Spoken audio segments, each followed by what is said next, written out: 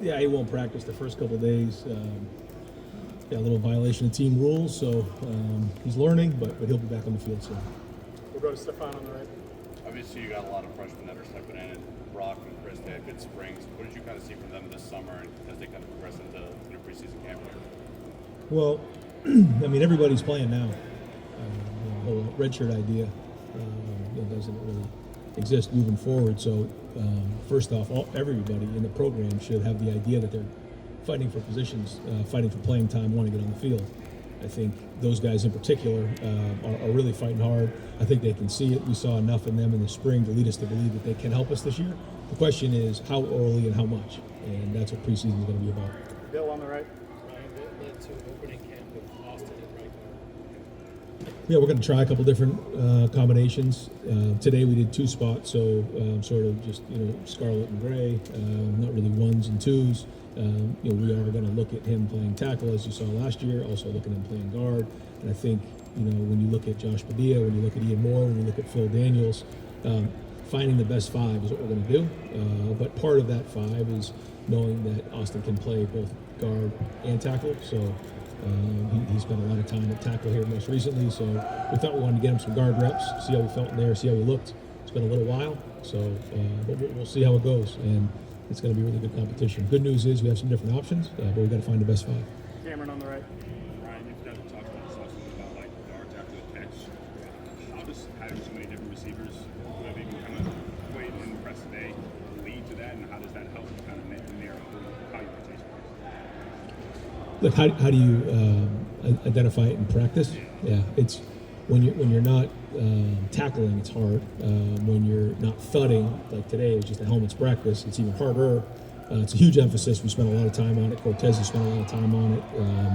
Has some very strong thoughts on it. So we got to work it every day in practice, the drills, and then see it carry over to the teamwork. But once we get the pads on, we'll have a better idea. And certainly when we start tackling, we'll have hopefully we'll see those drills translate to production. Austin on the left. Ryan, what has Isaiah done to put himself in position to maybe compete for that top job? Yeah, well, first off, you can see his body. You can see the work he's put in. Had a tremendous offseason. One of the best in the whole building. Consistency. And when he was in there last year, he showed some real good things. So we want him to take the next step, just as we do Bo. But just Isaiah 1 year in the program. By the way, when you have the injury like he had, sometimes it takes a year or two to get back into it. We're seeing him look the best physically he's looked, and so that's exciting. But again, same thing, just day one. Spencer on the right. Ryan, what did you see from this spring, summer, now today that makes you think that he can hit the ground running, UTSA to Ohio State to make sure? It seems like he's adapting very well. No, it is, and the same thing. I tell a lot of the guys, like you want to have credibility here. You want to win. One, you play special teams. Two, you attach yourself to Nick in the weight room.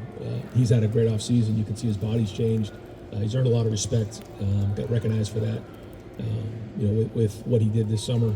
So now he's got to go put it on the field. I thought he was consistent in the spring, but now he's got to take a huge step here because that position, as we know, is going to be critical. And we saw what happened last year. We saw, obviously the attention that Jeremiah is going to get, and Brandon's going to get. So that position is really going to be an important part of our offense. And Devin certainly has put himself in a position to be that guy. But now he's got to compete for it and win the job.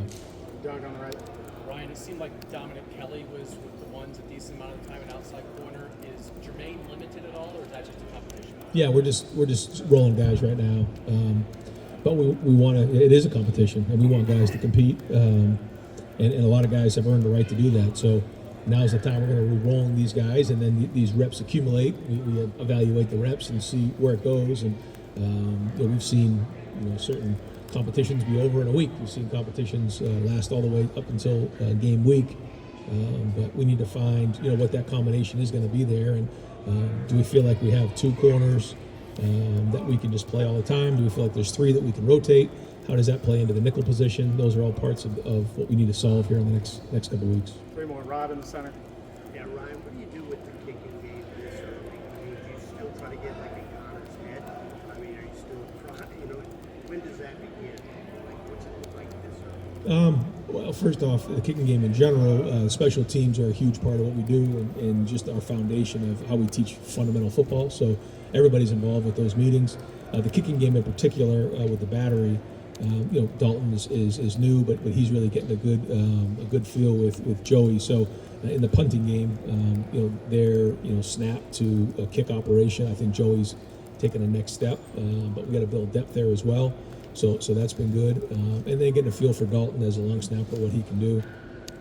But then in the field goal kicking game, to your point, every single snap matters. I mean, we're chasing small margins, so we'll quickly get into situations here, and that's everybody, so that everybody can feel how important that is. It's one thing to go out and kick 7 field goals, and then at the end say, all right, this one counts, type of thing. And we all got to run 10 laps or do 25 up downs if he misses it, but he's already kicked 7 in a row. It's not realistic. So what we'll try to do is we'll try to create situations like put a certain time on the clock, the ball's around midfield, okay, we're going to play this out, offense needs a field goal, and then put him in that situation where he doesn't have a bunch of field goals to run. It's like being at the driving range. You don't get to go to the driving range, when you're on the back nine. So that's what we'll try to do and see how he responds to the different environments. We'll look to see, how the wind, the weather, hopefully we get different variations of that during the preseason to get a feel for his range and how he can handle it. Bill in the center. Nothing's under the radar for you, but are there things that maybe are a competition, a position group, or something that's kind of under the radar generally that you're particularly interested in seeing how that unfolds in the first week or so? Well, I think we all want to see how the offensive line shakes out here. That's for sure. I think the tight end room is an interesting room. I think that we do have some depth there, but who's actually going to take the majority of those reps and be guys we can count on? That third, fourth, fifth, sixth wide receiver position. I think the running back position is very unique, and we have in the room we have some talent, we have a little bit of experience, but if we're going to get to where we need to go, when we've made major runs here, our running backs have run really well here. You look what Zeke did, obviously look what Travion did, you look what Quinshon did. Like in those games, I mean, they take over, and that's what we're going to need out of that room. So offensively, I would say those are the things we're looking at. Also, backup quarterback position, critical. Certainly, we all got to talk about Julian, but we need to have depth in that room as well. So those guys got to step up. And then on defense, how the back end shakes out in terms of depth there, and then seeing how it all comes together up front are all the things we're looking at. We'll finish with Tim Mack.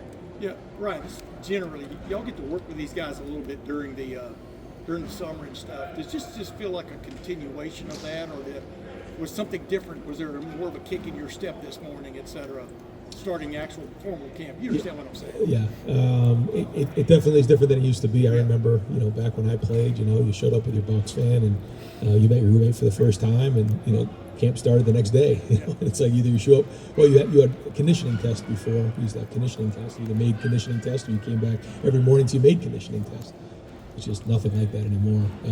It's just such a lead up with the workouts and everything that we do. But anytime you put the helmets on, anytime you start going against each other, it's completely different. And we get a chance yesterday to get together, talk about our goals, talk about the vision for the team, talk about our identity, talk about where we want to go. It kind of gives us a focus on football. I think physically we look as good as we have. I think we have the talent, but now we got to go play. And have you told Tavian things have to get accelerated? I'm talking about David St. Clair. I mean, the backup quarterback situation, like you were just talking about and stuff. I tell everybody they got to get accelerated. Yeah. Coaches, players, everybody in the building, and him included. Thank you, man.